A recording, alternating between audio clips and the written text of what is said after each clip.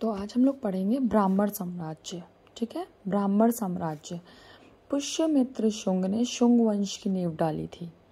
पुष्यमित्र शुंग ने शुंग वंश की नींव डाली। पुष्यमित्र शुंग जो था वो ब्राह्मण जाति का था। ठीक है, शुंग शासकों ने अपनी जो राजधानी बनाई वो विदिशा बनाई, विदिशा। ठीक है, पुष्यमित्र शुंग को पराजित किसने किया? इंडो यूनानी शासक मिनांडर ने पराजित किया था पुष्यमित्र शुंग को। ये इंपॉर्टेंट लाइन है। पुष्यमित्र शुंग को इंडो यूनानी शासक मिनांडर ने पराजित किया था। पुष्यमित्र शुंग ने 2 बार अश्वमेध यज्ञ कराए थे। वो अश्वमेध यज्ञ कौन कराता था? पतंजलि ने करवाए थे। वो मतलब पतंजलि यज्ञ करवाते थे। पुष्यमित्र शुंग ने 2 बार कराए थे। भरहूत स्तूप का निर्माण पुष्यमित्र शुंग ने किया था। ठीक है, शुंग वंश का अंतिम शासक देवभूति था। देवभूति, ये लाइन इतनी इंपॉर्टेंट नहीं है। अंतिम शासक, आपको ये लाइन से इंपॉर्टेंट है, 3 लाइन इंपॉर्टेंट है, इन तीनों को लर्न रखना है। ठीक है, अब आया कण्व वंश। कण्व वंश की स्थापना वासुदेव ने करी थी। वासुदेव ने देवभूति की हत्या करके कण्व वंश की स्थापना की थी। तो कण्व वंश के अंतिम राजा हुए सुशर्मा। यही कण्व वंश खत्म हो गया। ठीक है, अब आया सातवाहन वंश। सातवाहन वंश में सुशर्मा था, इसकी हत्या करी शिमुक ने और किसकी स्थापना कर दी? सातवाहन वंश की स्थापना कर दी, शिमुक। शिमुक, ठीक है। सातवाहन वंश इंपॉर्टेंट है, इसको ध्यान से सुनिएगा। सातवाहन वंश के शासकों की जो राजधानी थी वो प्रतिष्ठान थी। सातवाहन वंश के जो शासक थे उसमें से एक शासक शातकर्णी हुआ। शिमुक के बाद शातकर्णी हुआ, वो इम्पोर्टेंट है, उसके बारे में थोड़ा सा आगे पढ़ेंगे हम लोग। ठीक है, शातकर्णी याद रखिएगा। तो सातवाहन वंश के शासकों ने अपनी राजधानी बनाई प्रतिष्ठान। प्रतिष्ठान के बारे में हम लोग क्या पढ़ेंगे? ये आंध्र प्रदेश के औरंगाबाद जिले में स्थित है। ठीक है, प्रतिष्ठान। सातवाहन वंश के शासकों ने चांदी, तांबा, सीसा, कांसे की मुद्राओं का प्रचलन किया। मुद्राओं का प्रचलन किया, कंफ्यूज मत होइएगा। सातवाहन वंश के शासकों को दक्षिणापथ के स्वामी भी कहा जाता था। ठीक है, इन्होंने चांदी, तांबा, सीसा, कांसे की मुद्राओं का प्रचलन किया। दक्षिणापथ के स्वामी क्यों कहा गया सातवाहन वंश को? क्योंकि ये आंध्र प्रदेश के किसी क्षेत्र में था, इसलिए आंध्र प्रदेश दक्षिण में है, इसलिए दक्षिणापथ के स्वामी। ब्राह्मणों को भूमि अनुदान देने की प्रथा का आरंभ सबसे पहले सातवाहन शासकों ने ही किया। ये इंपॉर्टेंट लाइन है। ब्राह्मणों को भूमि अनुदान देने की प्रथा का आरंभ सातवाहन शासकों ने ही किया।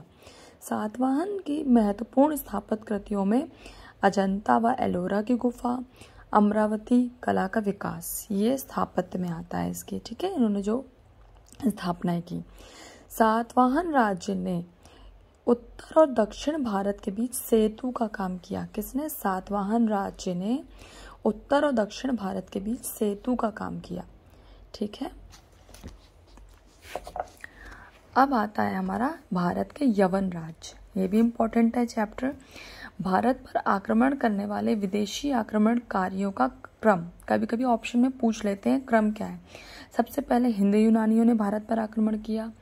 ठीक है, जिसे बैक्ट्रियन यूनानी भी कहा गया। फिर शक आए, फिर पहला, फिर कुषाण।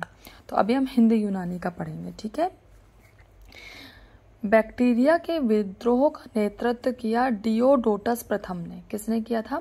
डियोडोटस प्रथम ने नेतृत्व किया था। भारत पर सबसे पहले आक्रमण बैक्टीरिया के शासक डेमीट्रियस ने किया था। किसने? डेमीट्रियस। ठीक है, बैक्टीरिया के शासक। हिंद यूनानी को मैंने कहा ना बैक्टीरियन भी कहते हैं, इसलिए हिंद यूनानी की जगह ये बैक्टीरिया के शासक वर्ड यूज कर रहे हैं। डेमीट्रियस ने अफगानिस्तान, पंजाब और सिंध के बहुत बड़े हिस्से पर अधिकार कर लिया था और उसने शाकल को अपनी राजधानी बनाया था डेमीट्रियस ने। ठीक है, डेमीट्रियस को ही हिंद यूनानी भी कहा गया है और बैक्टीरियाई यूनानी भी कहा गया है। हिंद यूनानी शासकों में सबसे अधिक विख्यात मिनांडर हुआ। मिनांडर ने पुष्यमित्र शुंग की पराजित किया था, उसको सबसे अधिक विख्यात मिनांडर हुआ। मिनांडर ने बौद्ध धर्म की दीक्षा ली भारत में। किससे? नागासेन से, जिन्हें नागार्जुन भी कहा गया। मीनांडर और नागासेन के जो प्रश्न उत्तर हैं वो जिस पुस्तक में है उसका नाम है मिलिंद पन्हो। इंपॉर्टेंट क्वेश्चन है। मिलिंद पन्हो किससे रिलेटेड पुस्तक है? मीनांडर और नागासेन के प्रश्न उत्तर से। ठीक है। भारत में सर्वप्रथम हिंद यूनानियों ने ही सोने के सिक्के जारी किए। सर्वप्रथम हिंद यूनानियों ने या बैक्टीरियाई यूनानियों ने ही सोने के सिक्के जारी किए। हिंद यूनानी शासकों की जो प्राचीन कला है उसे हेलेनिस्टिक आर्ट कहा गया।